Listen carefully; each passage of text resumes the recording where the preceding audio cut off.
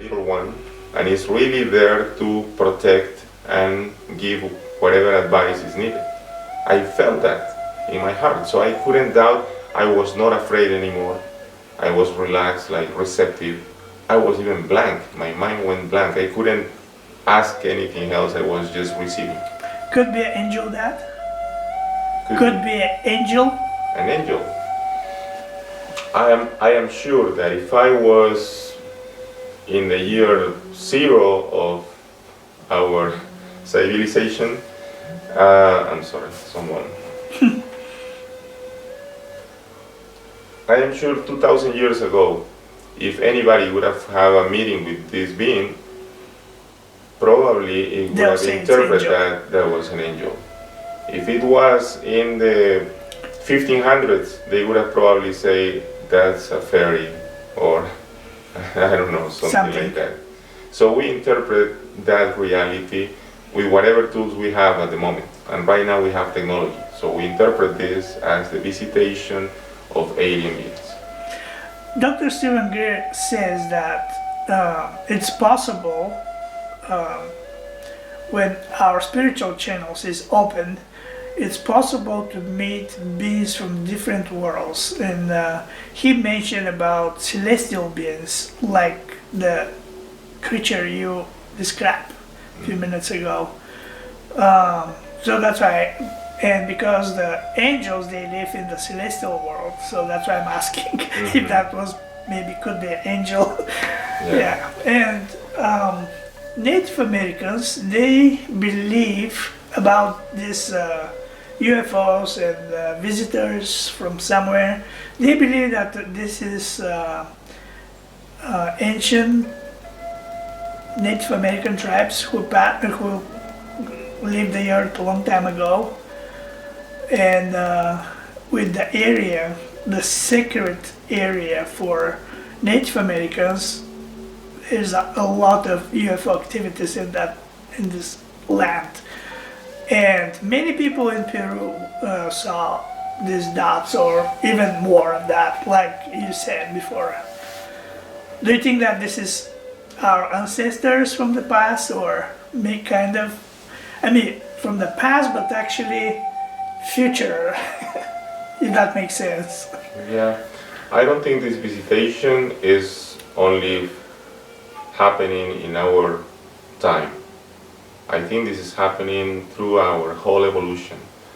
This system behind reality, whatever it is with us from the beginning, and it's probably going to be with us in the future. What is your opinion about these huge pictures in Nazca? Who made it, and why, and for what reason? I've seen the drawings on the land in the desert. Petroglyphs. They are amazing. They are huge. Some of these are miles long. Yeah. And yeah, you have to question that whoever did this did it in order to be seen from the sky. The old Nazca people, 1,000, 1,500 years ago, they didn't have the ability to fly over the terrain. So if they did it for someone up there to see it. So were they in contact with something from the outside or something that can fly? Probably. Did they do that? They could have. They are not lines. I mean, they talk about Nazca lines, but when you are in the terrain and you see every line is like a hole in the wall. It's like a, how do you say that? Like those barricades during the war, they cave and make, we call it zanja in Spanish, I don't know the name in English, but those holes are elongated for hundreds of meters or maybe even a mile. So yeah, it's a real hard work what they did there. If they did it in order to communicate with something that could see them from the sky, for sure. Who made it? Probably the old Nazca people. Why? Probably in order to communicate with something in the sky. To send message? To send message to the gods? Maybe to call them? Or maybe to tell them, here we are, you're welcome.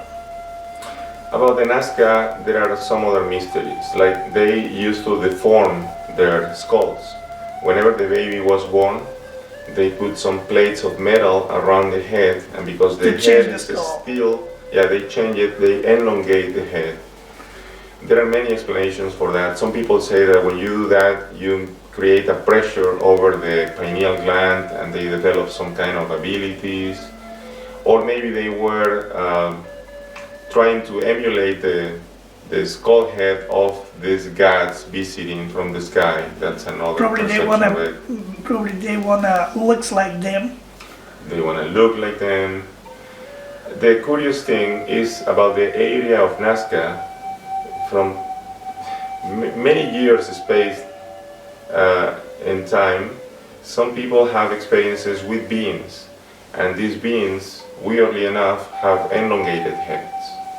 And that is interesting because it doesn't happen in any other part of the planet that I know of, that the beings that are supposedly coming from another planet have elongated heads in that way. So again, are they aliens? What are they? That's the question. Yeah. I cannot answer exactly why the Nazcas did that or what are those beings, but they are there. And they were there thousands of years ago when they meet the Nazca people, probably. Okay, now moving in these days, you have classes for develop good mood. I mean, people to be happy. How you did that, or how you help people? Okay, through these experiences and my whole life searching on this paranormal activity, I realized that this paranormal activity didn't exist without the mind that is observing this reality. So the potential of whatever I'm seeing is also inside this mind. And I know every single human being has this potential. So at some point in my life I decided that I was going to get hold to that potential. I was going to use it to heal myself and to heal others. So I study here in the United States a career in hypnotherapy. So I'm using hypnotherapy, but also I'm using something else. Everything I learned before, and I combine this and I give this package that is helping people, I think, in a faster way to heal. You mean group hypnosis or individual? No, individual. I have my practice as a hypnotherapist and I receive clients. No, I mean in my office. You're doing this like individual or like a group of people? Both. Okay. Sometimes I do it for an individual, sometimes I do it for a group in a conference, lecture. Okay. Yeah. And how that change for good people? You can see people with anxiety disorders or depression, traumatic memories, sometimes even physical problems that didn't find a way to to be fixed with other modalities. They come here, we practice different things, and they get corrected. They get better, and all those things we can work with. Can you see that you're a healer? Or maybe I don't understand correctly. Some people call me a healer. I prefer hypnotherapist as a title. But yeah, you can say that many people get healed physically, mentally. So with these sessions, probably you can help people if they're smokers, addicted to smoke, to quit. With hypnotherapy, yes. You give as many sessions and then they quit smoking. Yeah. Very You can interesting. change the pattern of thinking. Mm-hmm. You said you use the hypnosis and something else. What is that something else? That is everything else I learned through my meditation, everything I learned about being human in this planet. So I use all the information and I reflect on the client I have in order to guide them into the order they need in their lives. So yes, sometimes I induce the person into a deep trance, but an hypnotic trance is not that different from a deep state of meditation. So I'm combining both. I put the person in the trance and I'm going to take them into that space where they can heal themselves or clarify or get a clear mind in order to see what is their answer, because I'm not going to give them the answer. They're going to find the answer. For themselves. Yes, I'm going to guide them into finding it. If I understand correctly, through these sessions, individual or group, you can help people to open these channels like telepathy, like more sensitivity for the world around us and outside of this world. Is that right? Yeah, it's not the goal to contact them with some beings out there or anything like that. The goal is to help them heal.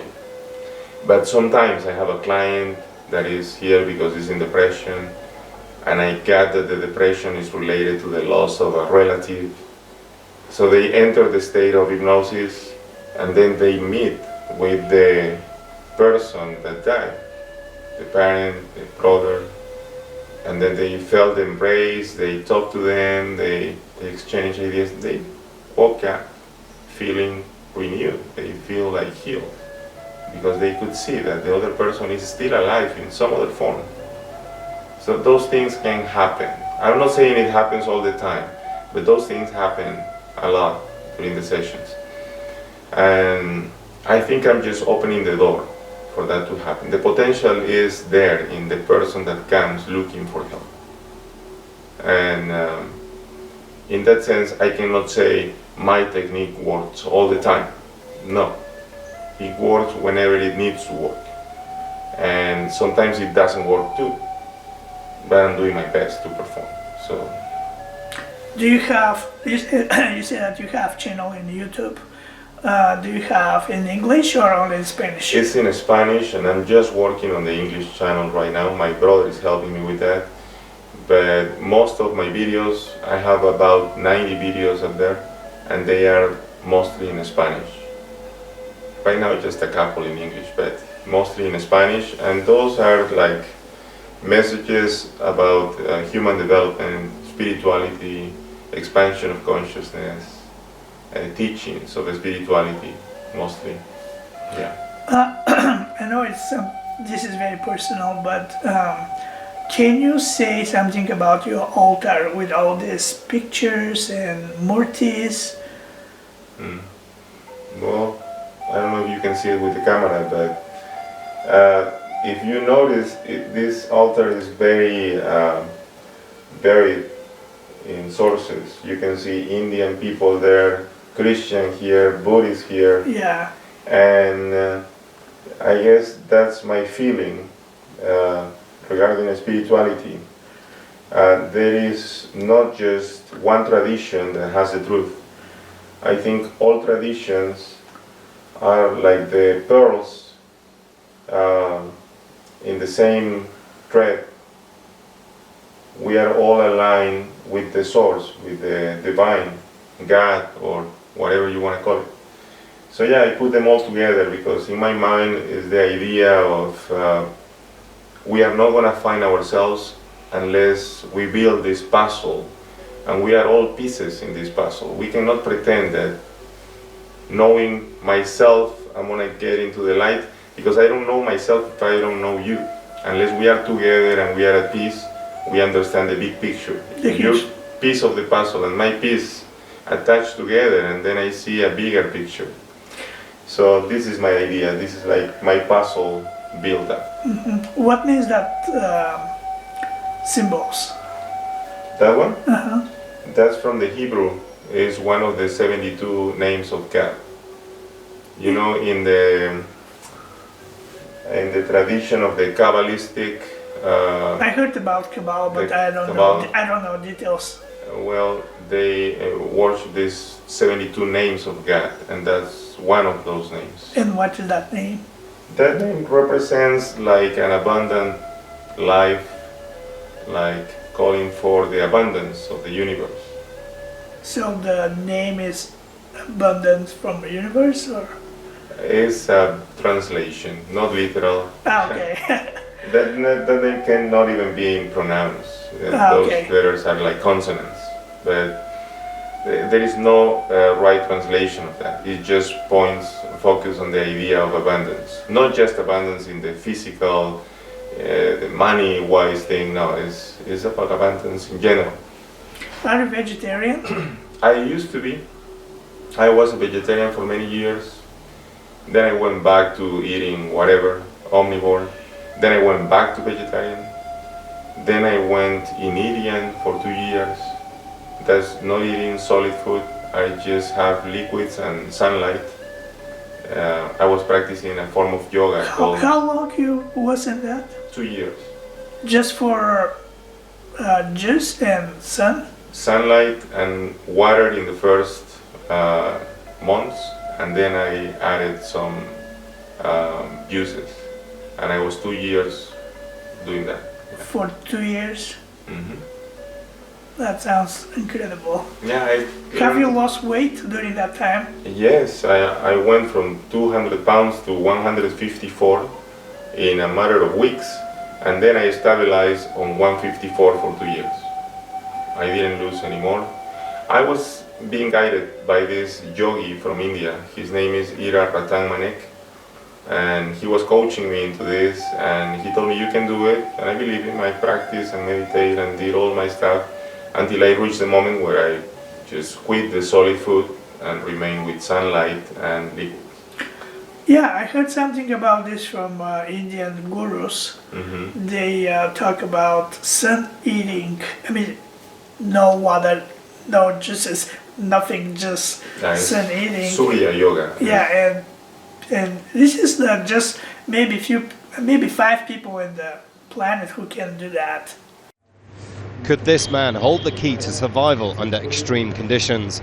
Prahlad Jani has been described as a hermit who claims to have wandered around India's jungles from the age of 8 and not eaten or drunk anything for nearly 70 years.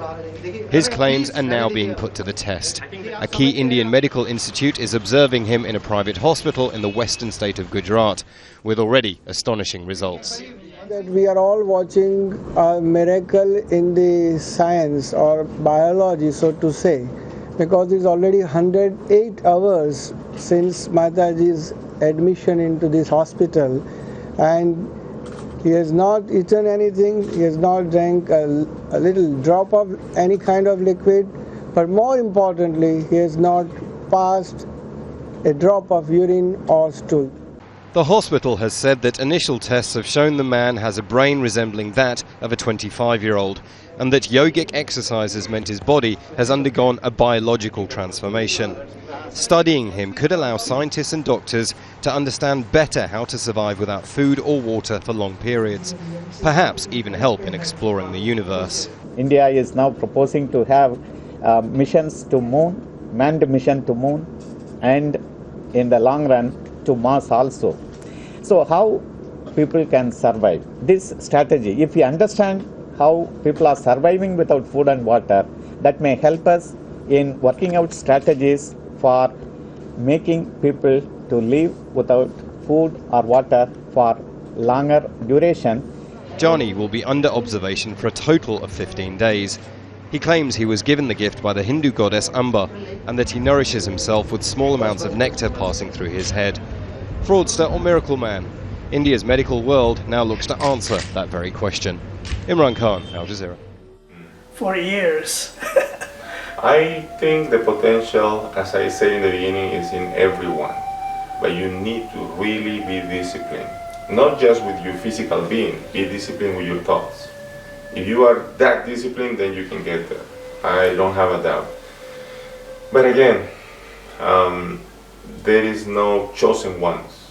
You choose yourself for the experience. Thank you.